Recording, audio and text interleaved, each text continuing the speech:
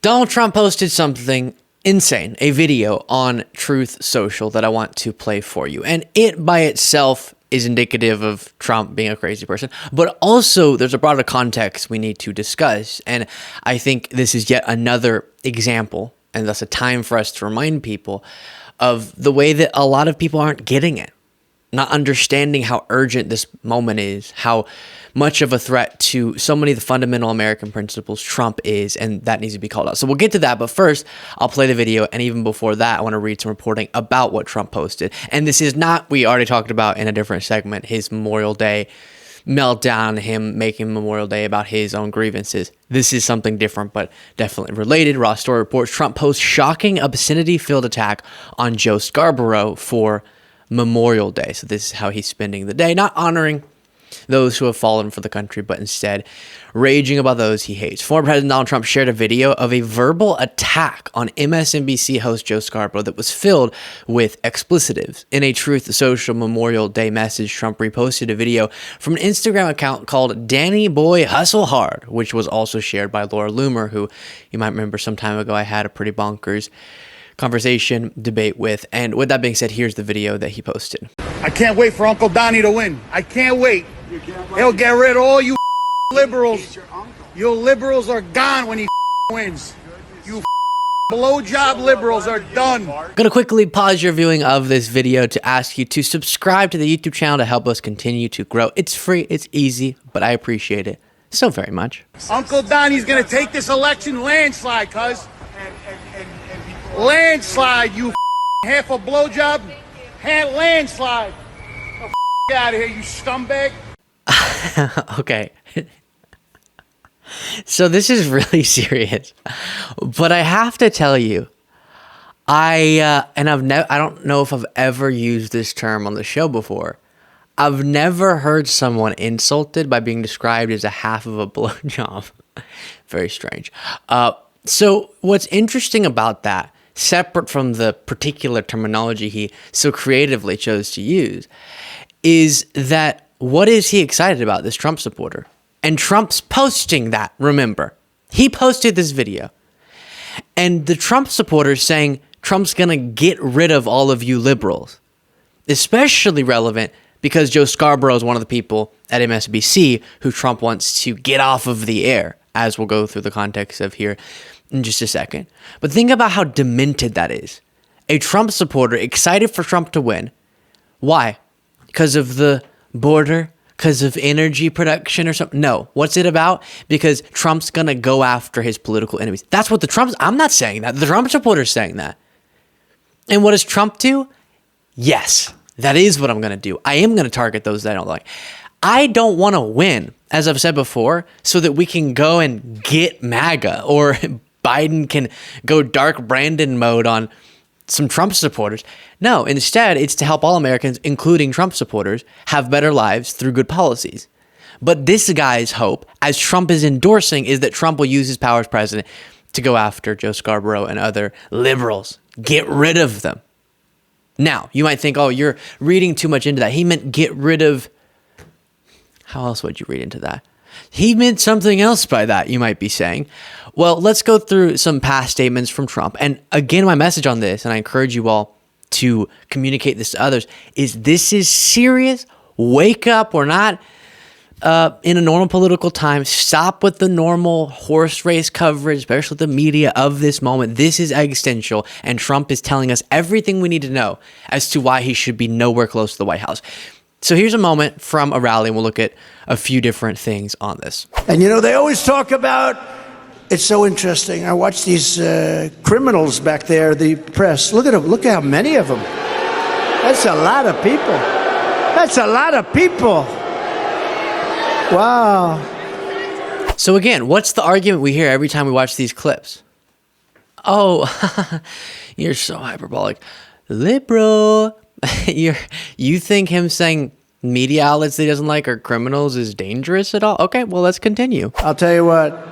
You take a look at MSDNC, how evil they are. They're evil. They're sick. They shouldn't even be allowed to do what they do because it's so corrupt. They shouldn't be allowed to do it. So the criminals shouldn't be allowed to do what they do. And of course, a MAGA person would say, he's kidding. This is his humor. He says, a massive fraud of this type, magnitude should allow for the termination of all rules, regulations, articles, even those found in the Constitution. So he jokingly calls for the termination of the Constitution. He jokingly says he's going to abuse his power to enact retribution, and jokingly says he wants to be a dictator. He jokingly says he's going to indict his political opponents. Really? Come on now. Here's more. I say up front, openly and proudly, that when I win the presidency of the United States, they and others, referring to MSNBC and NBC, of the lamestream media, will be thoroughly scrutinized for their knowingly dishonest and corrupt coverage of people, things, and events. Why should NBC or any other of the corrupt and dishonest media companies be entitled to use the very valuable airwaves of the USA free? They're the true threat to democracy. And then in another Truth Social post, he says, our so-called government should come down hard on them, referring again to MSNBC, and make them pay for their illegal political activity. Our government should come down hard on the people he calls criminals, who shouldn't be allowed to do what they're doing, and they shouldn't be allowed to broadcast their reporting. How do you get more anti-First Amendment than this? This is not embodying somebody who values freedom of the press. And that is a key tenet of American democracy. And the fact that people who spent so much of their political lives saying they were the ones who really want to protect the Constitution, somehow, because of their strong support, they can accuse Democrats of not really loving the Constitution like we love it. And we know what the Constitution wants, and that's why we're a superior party. But then they're nominating the guy who called for the termination of the Constitution. That's all we need to know. Boom, done, out. But no, okay, we can look past that. We can look past criminals, shouldn't be allowed to do what they're doing, should pay for their illegal political activity by the government coming down hard on them. And we can look past him trying to block the peaceful transfer of power. We can look past, this is not really in the same theme, but I just want to throw it in there, that he's a civilly liable rapist, party of family values. We can look past him calling fallen soldiers suckers and losers. At some point, it's just some culty obsession with the guy and doesn't have anything to do with any principles that make any sense. All the values you said that you had, you don't have them if you're supporting him. And I know I'm really punchy today. I don't know where that's coming from, but this subject is provocative for sure. Here's some reporting from The Intercept that's directed at the media and is sort of saying, guys, we're not covering this moment correctly. This is more existential than anyone is discussing it, or than most people in the mainstream media. Donald Trump represents, this piece writes, an existential threat to democracy in the United States. If he's elected president, he will try to become a dictator. That warning must be repeated over and over again so Americans don't forget it in November. Yes, that's what I'm saying. Some people think that saying it once, yeah, it might be a threat to democracy, is enough. You got to do this repetitively. That was a really aggressive P. But that's not the daily news that you will read or hear in the American press today. Instead, it's mostly coverage of polls favorable to Trump and cute scene-setting stories about the carnival-like atmosphere at his crazed rallies, where his massive cult following is on display. Trump is planning a second term that's nothing more than a revenge tour, deploy the Insurrection Act to crush dissent, turn the Justice Department into a personal weapon to imprison government officials who previously investigated or prosecuted him, persecute former aides who turned against him, pardon himself and his lieutenants, and loot the government to enrich himself and his flailing businesses. In case anyone has missed his autocratic plans, Trump promoted a video this week about the creation of a unified Reich, but it was a joke if he's elected.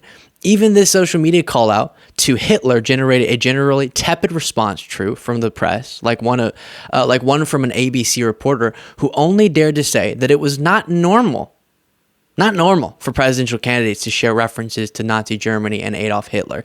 He's just a little funky and goofy. The media is sleepwalking, and that's the general point of this piece. If we do end up entering into autocracy, it's going to be a sleepwalk because people are just not understanding, as I'll keep saying. And that's why I don't think we have to go and change the value set of millions of Americans to win this election. I think most Americans are good and understand that we should have a continuation of democracy. What they don't get, and so why we don't have enough people motivated to go vote for Biden, is just how existential this election is. Just how huge the stakes are. And if we can just inform people on that, walk them through these different facts, and today we just focused on the media stuff, not to mention everything else we've gone through and how Trump threatens democracy, then I do think enough Americans have the correct values on democracy that they would go out and vote for Biden. So it's just informing people. And I don't have the biggest audience in the world, but even if just every person in my audience went and informed 2 people, that could make a huge difference. And so don't assume someone else is going to do it. Be the person who does it with just a couple people in your life. Walk them through the importance of this election. Let me know what you thought of all that in the comments.